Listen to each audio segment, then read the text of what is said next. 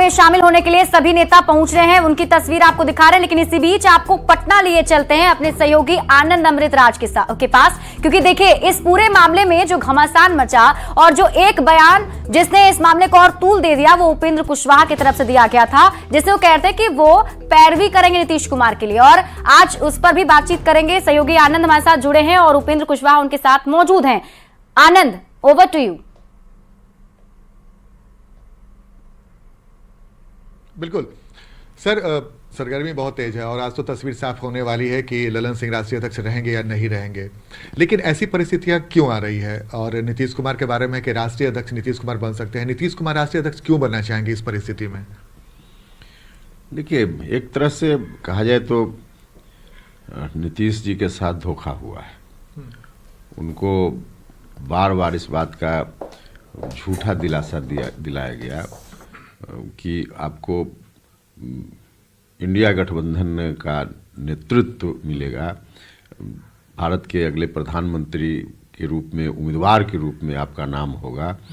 यह कहकर नीतीश जी को ले जाया गया आरजेडी के साथ और नीतीश जी भी उस झांसे में आ गए। अंतिम रूप से तो गलती नीतीश जी की है, लेकिन ललन सिंह जी का एक्टिव रोल रहा इस काम में।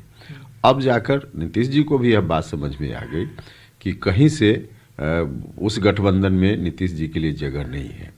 तो वैसी परिस्थिति में अब जिस पैटर्न पे आगे भी ललन जी ले जाना चाह रहे हैं जेडीयू को, शायद नीतीश जी को यह बात पसंद नहीं होगी, इसलिए ऐसी स्थिति आई है, मुझको लगता है। लेकिन ऐसे अब जेडीयू के अंदर का मामला है, बाकी क्या सिचुएशन है वो तो वही बता। लेकिन देखिए सर, सवाल इसलिए उठता है कि मान लीजिए अगर इस वजह से ललन सिंह का राष्ट्रीय अध्यक्ष का पद नीतीश कुमार अपने पास ले सकते हैं, तो क्या इसका मतलब ये माना जाएगा क्या वो महागठबंधन में नहीं रहेंगे अगर ऐसी परिस्थितियां हो रही है तो? देखिए, यह सब डिसीजन तो नीतीश जी को लेना होगा, लेकिन हम तो पहला दिन से बोल रहे हैं, जब से जनता दल यूनाइटेड के अंदर ही हम वहीं थे और इन चीज़ों को का आभास हमको दिख रहा था। उस दिन से हम बोल रहे हैं कि जिस रास्ते पे जेडीयू उस वक्त भी चलना शुरू कर चुका था, अब तो चला ही गया, उस रास्ते पर जाकर जनता दल यूनाइटेड बर्बाद हो जाएगा।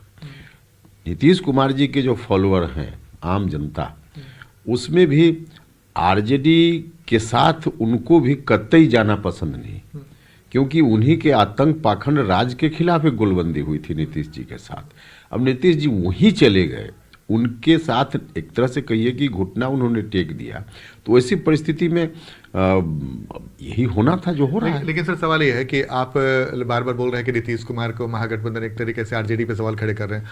आपने कुछ दिन पहले बोला था कि मैं पैरवी करूंगा अगर नीतीश कुमार चाहते हैं, लेकिन बीजेपी के तमाम नेता कहते हैं कि दरवाजा बंद है, तो आप पैरवी कर रहे हैं, वो दरवाजा बंद करने की बात कर रहे हैं। देखिए, पैरवी की बात तो तभी न होती है कहीं जब कोई काम कठिन हो।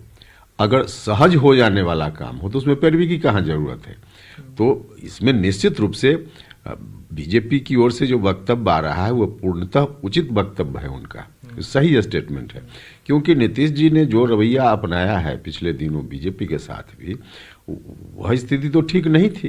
तो इसलिए ऐसी स्थिति बीजेपी की ओर से आ रही है जो बिल्कुल ठीक स्टेटमेंट है बीजेपी की ओर से, जिस नेता का भी बयान आ रहा हो। अब ऐसी परिस्थिति में अगर कुछ आगे का रास्ता होना है तो निश्चित रूप से कठिन तो है, लेकिन हम यह कहेंगे कि सबसे पहले तो नीतीश जी को फैसला लेना है ना। आपको क्यों लगता है कि नीतीश जी ऐसा फैसला ले सकते हैं? नहीं फैसला लेंगे तो डूबेंगे, उनकी पार्टी बचने वाली नहीं। ऐसे ही पार्टी का जितना नुकसान हुआ है इसकी भरपाई अब किसी भी स्थिति में संभव नहीं है।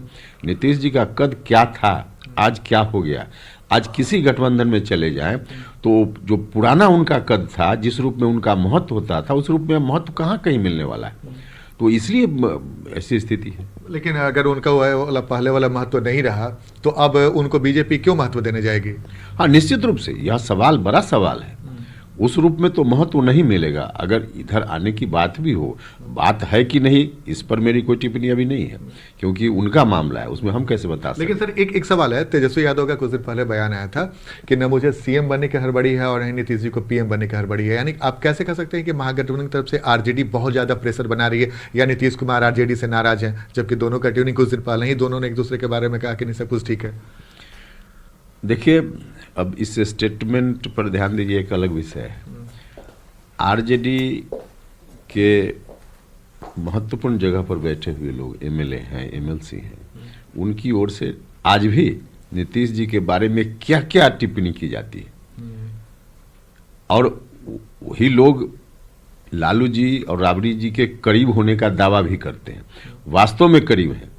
और उतने करीबी व्यक्ति से इस तरह की बात नीतीश जी के बारे में, इस तरह की टिप्पणी उनकी ओर से रोज कुछ न कुछ देखिएगा, तो ये आरजेडी के नेताओं की सहमति के बगैर हो रहा है क्या? अच्छा, एक सवाल है सर, जो बार बार हमारे जो एंकर है वो भी जानना चाह रही है, और मदद, नीतीश कुमार राष्ट्रीय अध्यक्ष बनेंगे तो इससे पार्टी पे क्या असर पड़ेगा? अगर राष्ट्रीय अध्यक्ष की कुर्सी संभालते हैं तो इस परिस्थिति में क्या असर पड़ सकता है? देखिए, थोड़ा सा कुरामिन जैसा लगेगा, बहुत असर तो नहीं पड़ेगा, यह बात ठीक है। जहाँ जिस स्टेज में अब जेडीयू चला गया है, अब उस नुकसान की भरपाई तो कुछ भी करके संभव नहीं, लेकिन थोड़ा सा फिलहाल लगेगा कि कुछ कुरामिन मिल गया, इतना लगेगा। एक सवाल ये भी है सर कि नीतीश कुमार को बहुत हार्ड बार्गेनर माना जाता है, आपने भी देखा 2005 से लेकर अब तक जब से मुख्यमंत्री है। क्या आपको लगता है कि ये भी वजह हो सकती है कि नीतीश कुमार जब टेबल पर बैठे हैं और सीटों का बंटवारा या फिर दूसरी बातें उसमें अपनी मर्जी चला सके, और नीतीश कुमार के बात को जल्दी से काटने के सामने वाले को भी कुछ ऐसा नहीं होगा? देखिए, बार्गेनिंग कैपेसिटी आदमी के अंदर कहाँ से आती है? कैपेसिटी तो आपका खुद का पोजीशन क्या है, वर्तमान राजनीति में आपका इंपॉर्टेंस क्या है, रिलीवेंस क्या है, उसके आधार पे बार्गेनिंग कैपेसिटी आती है ना। एक व्यक्ति के रूप में थोड़े बार्गेनिंग कैपेसिटी होती है। तो आज की तारीख में नीतीश जी का इंपॉर्टेंस बिहार की राजनीति में या देश की राजनीति में वह नहीं है जो पहले कभी हुआ करता था। तो अब जिस स्थिति में है, बार्गेनिंग तो उसी से होगा। लेकिन बिहार में महागठबंधन को समीकरण के हिसाब से बहुत मजबूत माना जाता है, तो आपको क्यों लगता है कि जेडीयू और आरजेडी का गठबंधन गड़बड़ हो सकता है, कुछ ऐसी परिस्थितियां हो सकती हैं? अच्छा, एक बात जो लोग भी बोलते हैं, कैसे बोलते हैं, मुझको यह बात समझ में नहीं आती। महागठबंधन बनने के बाद जिस समीकरण की बात आप